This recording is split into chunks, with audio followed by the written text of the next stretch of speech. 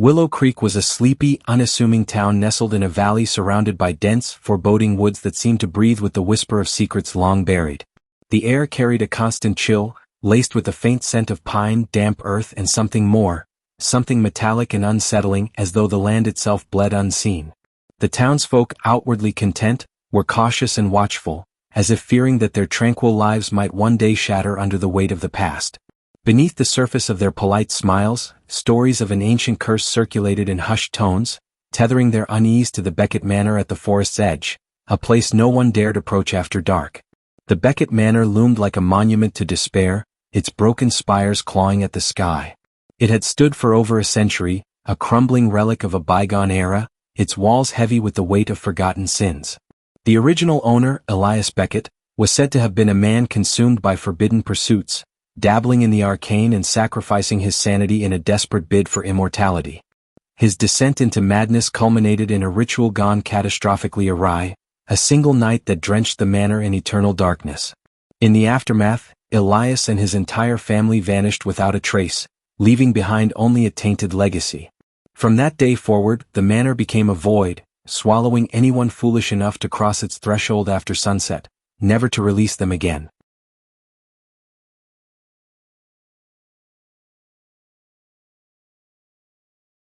On a crisp October evening, a group of teenagers gathered around a bonfire at the edge of the woods. The group consisted of Alex, a skeptic with a sharp wit, Maya, a folklore enthusiast who loved unraveling mysteries, Ethan, the adventurous daredevil, and Clara, the cautious one who always followed her gut. "You guys seriously believe that old Beckett Manor is haunted?" Alex scoffed, tossing a twig into the fire. "It's not just haunted," Maya said, her eyes glinting with excitement. "The curse is real. I've read accounts of people disappearing there, and the stories date back generations." Ethan smirked. "Sounds like a load of nonsense. I bet we could spend the night there and come out fine." Clara shivered and hugged her knees. "Why would you even want to test it? Some things are better left alone." "Come on, Clara," Ethan teased. "Don't tell me you're scared." "She's not scared," Alex interjected. "She's smart. But I'll go. I'll prove there's nothing to this curse." Maya's curiosity got the better of her. "I'm into. But we have to document everything. If something happens, we'll need proof." Ethan grinned. "Let's do it tonight." Clara hesitated but finally relented, not wanting to leave her friends alone in what could be a dangerous situation. "Fine. But only until midnight. Then we leave."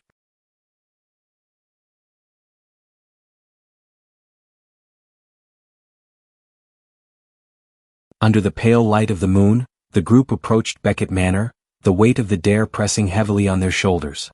The iron gates, twisted with rust and decay, stood partially ajar, creaking like a mournful wail as they pushed through. The manor rose before them, a monolithic silhouette against the night sky, its shattered windows resembling hollow, unblinking eyes.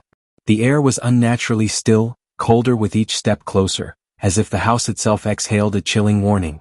"Creepy," Alex muttered, his voice barely masking the tremor beneath his bravado. He shuffled his feet, the crunch of dead leaves echoing in the silence. Inside, the atmosphere thickened, oppressive and cloying, like stepping into a grave. The air reeked of mildew and rot, every breath a struggle against the suffocating decay. The floorboards groaned under their tentative steps, as if reluctant to bear their presence. Peeling wallpaper revealed the skeletal remains of the past, and faded portraits lined the walls, their painted eyes locked onto the intruders, unblinking and accusatory. Maya raised her phone, the faint glow of the screen casting a ghostly light over her face. "This place is incredible," she whispered, her awe tinged with unease. "Look at the craftsmanship, and those carvings. They're definitely symbols from some kind of ritual. Maybe this ties to Beckett's journal." Clara clutched her flashlight tightly, her knuckles white. Her voice wavered. "Let's just get this over with." She glanced nervously at every shadow, her heart racing with each creak of the floor. They moved cautiously, the beams of their flashlights slicing through the oppressive gloom, revealing fragments of a forgotten world. The dining room greeted them with a long table shrouded in decades of dust, tarnished silverware lying in disarray as though abandoned mid-meal. Cobwebs hung like shrouds over the remnants of what was once grandeur. The library proved even more disconcerting, its shelves bowing under the weight of moldering books. The air was thick with the scent of decay and damp paper. Maya ran her fingers over a tome, the leather cracked and brittle, many volumes inscribed with arcane symbols and languages that defied comprehension. Each room they entered seemed to close in around them, the cold biting deeper, the silence growing heavier, as though the manor was alive and resentful of their intrusion.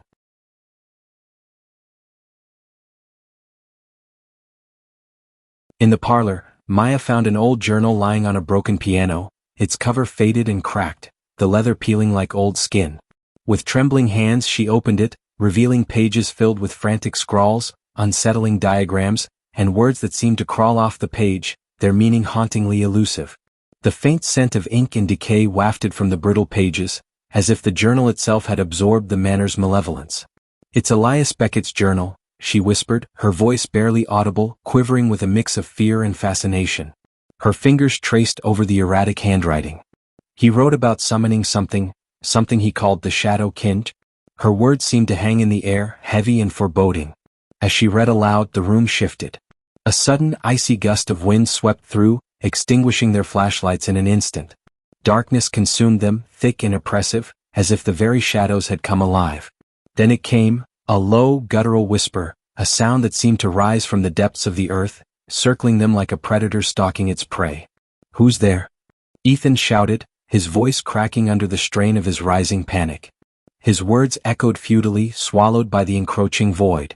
The whisper grew louder, morphing into an eerie cacophony that reverberated through the manor, its source indistinguishable. The temperature plummeted, the chill biting through their clothes and settling deep in their bones. A suffocating dread enveloped them, an invisible weight pressing down, rooting them in place. Clara clutched Alex's arm tightly, her nails digging into his skin. "We need to leave now," she urged, her voice breaking, her eyes wide with terror. But escape was not an option. The front door, which had been invitingly ajar when they entered, now stood firmly shut. No matter how hard they pushed or pulled, it refused to budge, as if the manor itself had decided to seal their fate.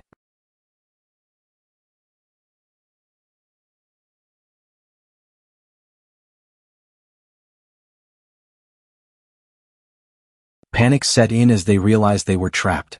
The group huddled together, trying to make sense of what was happening. Maya's phone, still recording, caught a fleeting shadow darting across the hallway. "Did you see that?" she asked, her voice trembling. "It's just your imagination," Alex said, though he didn't sound convinced. Suddenly, a loud crash echoed from upstairs. Against their better judgment, they decided to investigate. The staircase creaked under their weight, each step amplifying their fear. At the top, they found a child's bedroom eerily intact. A doll sat on the bed, its glass eyes staring vacantly. As Clara approached it, the doll's head turned slightly, and a chilling laugh echoed through the room. "That's it. I'm done," Clara said, backing away. But the door slammed shut behind them, and the whispers returned, louder and more insistent. The walls seemed to close in, and the group felt an unseen force pressing against them.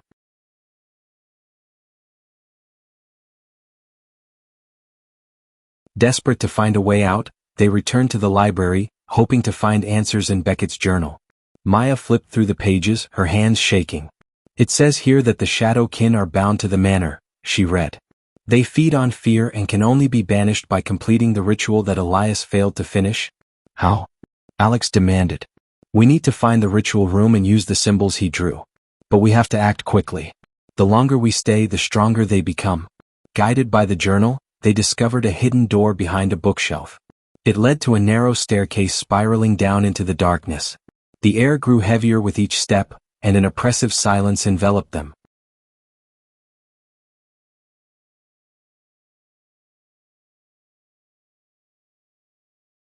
The staircase ended in a cavernous chamber lit by flickering torches that seemed to ignite on their own. The walls were covered in the same symbols from the journal, and a circle was etched into the floor. "This is it," Maya said. "We need to recreate the ritual exactly." They worked together, drawing the symbols with chalk they found in a nearby chest and reciting the incantation from the journal. As they spoke the final words, the whispers turned into screams, and the shadows coalesced into a towering figure with glowing red eyes. The Shadow Kin lunged toward them, but the ritual circle flared to life, creating a barrier. The creature thrashed and howled as the light grew brighter, finally dissipating into nothingness.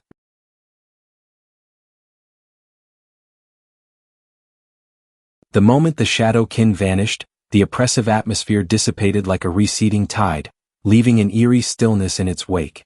The group hesitated for a breathless moment, their hearts pounding in unison as if still echoing the terror they had just endured. Then, as if driven by an unspoken instinct, they bolted up the staircase, their footsteps a chaotic symphony of desperation against the creaking wood. The air seemed lighter but still carried the lingering chill of unseen eyes watching their every move. When they reached the front door, they found it inexplicably wide open, a stark contrast to the suffocating entrapment from before. Without a second thought, they tore through the threshold and into the open night, their legs burning with exertion but propelled by sheer adrenaline. They didn't stop running until the manor was a distant silhouette, swallowed by the darkness of the forest. Only then did they collapse onto the damp ground, gasping for air, their minds struggling to grasp the nightmare they had narrowly escaped.